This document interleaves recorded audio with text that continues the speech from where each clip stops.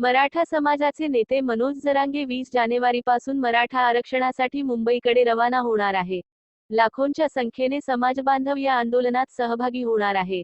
त्यामुळे सरकारकडून जरांगे यांनी मुंबईकडे जाणाऱ्या मोर्चाला थांबवावे, अशी विनंती केली जात आहे. तुमच्या मागण्या सरकार पूर्ण करत आहे, असे आश्वासन शिष्टमंडळाकडून दिले जात आहे. परंतु जरांगे हे त्यांच्या भूमिकेवर ठाम आहेत. त्यामुळे सरकारचं शिष्टमंडळ पुन्हा जरांगे यांची मनधरणी करण्यासाठी व त्यांच्या मागण्यावर चर्चा करण्यासाठी आंतरवाली सराटीत दाखल झाले आहे. यावेळी मनोज जरांगे यांनी शिष्टमंडळाकडे सरकारविषयी नाराजी व्यक्त केली. सरकारच्या वतीने कोणतेही नाटक केली जाऊ नये, मराठा समाजाची फसवणूक करू नये. 54 लाख नोंदी सापडल्या आहेत, त्यांना तात्काळ प्रमाणपत्र द्या, अशी मागणी जरांगे यांनी केली. जर ते जमत नसेल तर तुम्ही या पवित्र व्यासपीठावरून निघून जा, असा इशारा जरांगे यांनी शिष्टमंडळाला दिला आहे.